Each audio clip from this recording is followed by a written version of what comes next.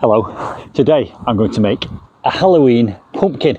So I've got the kit together here and I'll walk you through it in a moment.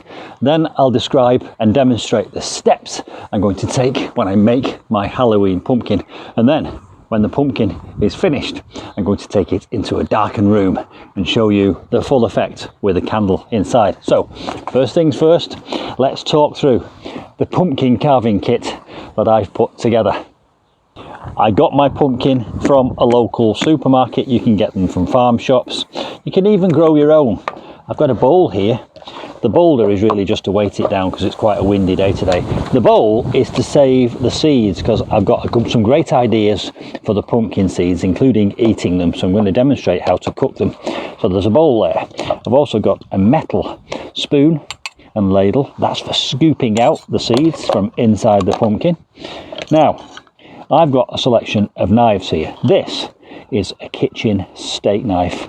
These two are special pumpkin carving knives which I found on the internet. I'll put a link to these in the description box below the video, but I think anything with a serrated edge which will cut or carve through the hard skin of the pumpkin.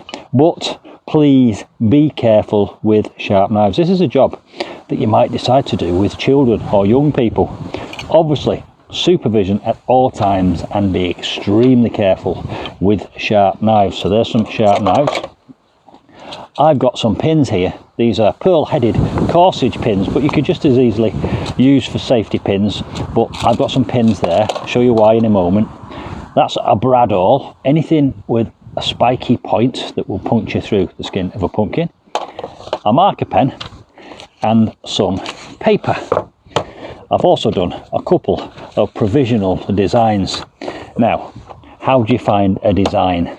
Well, with Google, of course. Nothing nowadays is rocket science.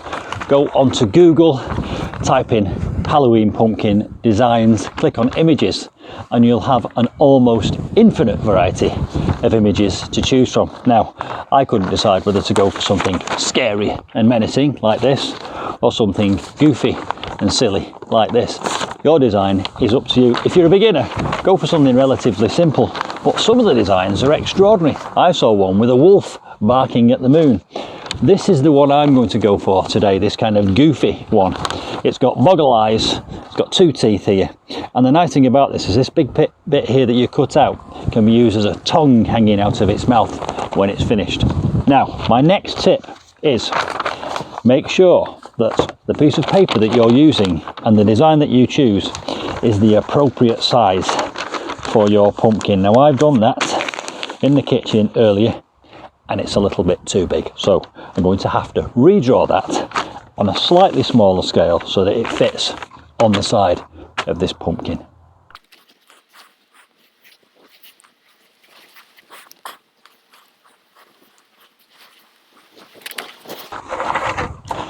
Now, the wind is not helping particularly today, so there's another little tip for you. Do it on a day that's not windy or go indoors. So I've redrawn my design and that now fits nicely onto the side of this pumpkin. And this is where we utilise our corsage pins or our safety pins, because I'm now going to pin that onto the pumpkin in the right place so that I can go to stage 3.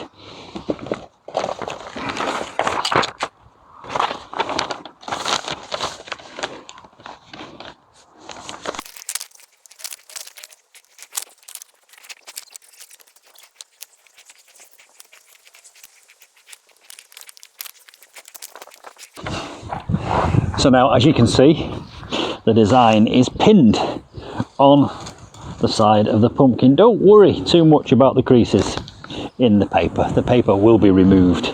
You won't see them. The fact that it's pinned down is really helping with the wind.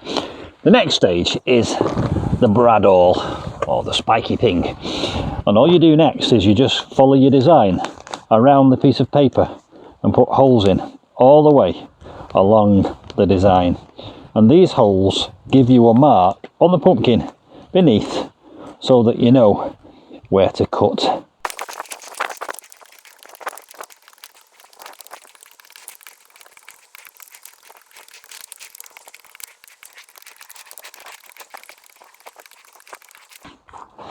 So I now have my design pricked onto the skin of my pumpkin. So the next thing I can do is remove the piece of paper, and the design will be there underneath but almost invisible to the human eye, and that will give us a guide to where we can cut later with our serrated knives. But that's not the next part of the job. Now, what do you think is the next part of the job? Well, obviously we want to be able to put a candle inside of this.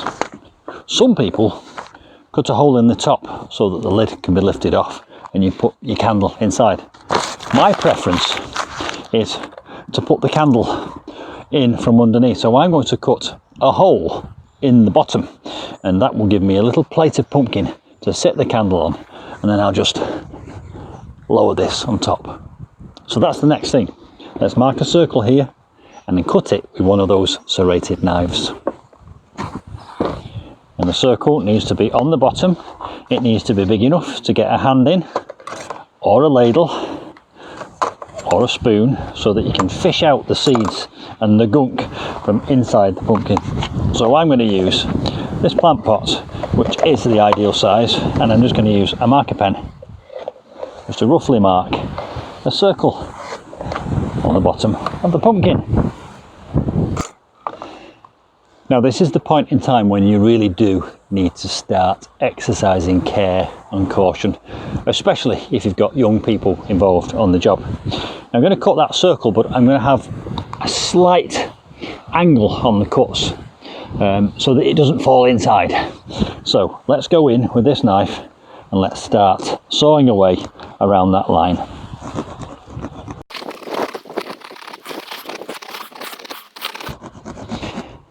Take your time, don't rush, stay on the line or just outside of it, and eventually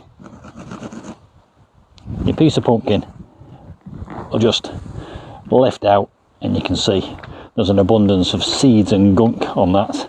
So we'll just carve those away for now, and we'll keep that piece safe on one side for later.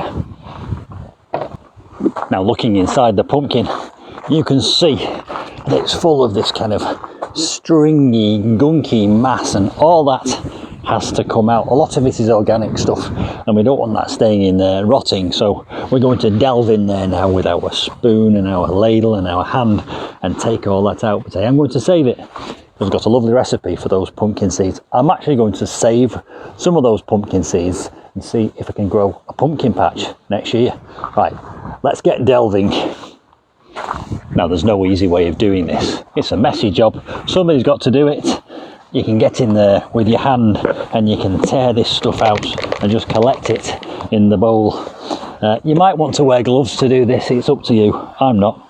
I'm just going in with my hand. It's quite cold in there, and I'm just ripping as much of it out as I possibly can.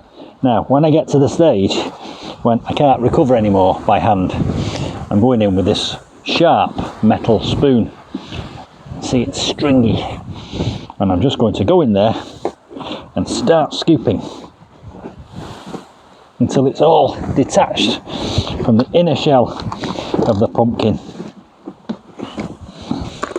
Some of it is underneath the lip, which is where the ladle comes in.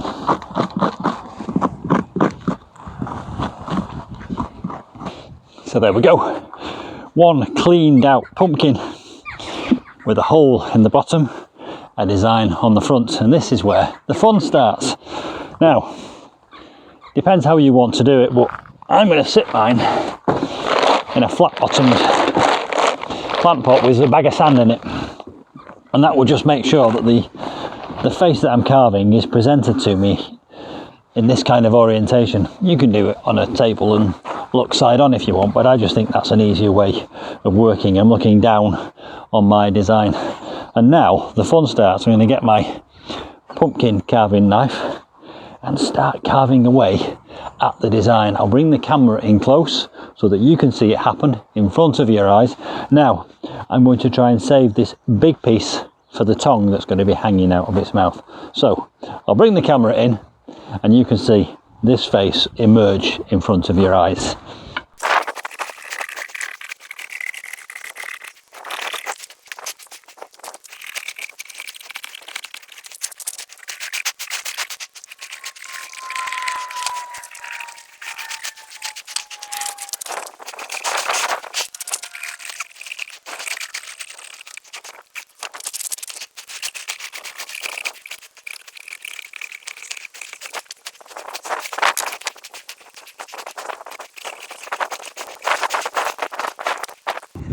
So there we go, a carved pumpkin ready for Halloween, with a base for the candle to sit on, and that will fit neatly on top of there.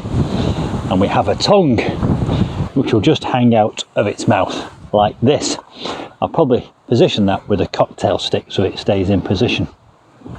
I did slice some of the thickness away using the knife to make that tongue a little less thick. And also I use my wood bit drill on the eyes. Be careful if you're going to use a drill and a drill bit on the pumpkin on any particularly intricately carved bit, because they may just fall off. Anyway, that's mine. I'm very, very happy with it. And I've also got a bowl of wonderful pumpkin seeds. Don't throw them away. I'm going to grow some of these, but I'm also going to roast some of them, and I'll show you the roasted pumpkin seed recipe at the end of this video. I'll link it. I bet you can't wait to see what this looks like in the dark. I can't wait either, so I'm going to take it to a darkened room, put a candle in it, and we'll all see what it looks like.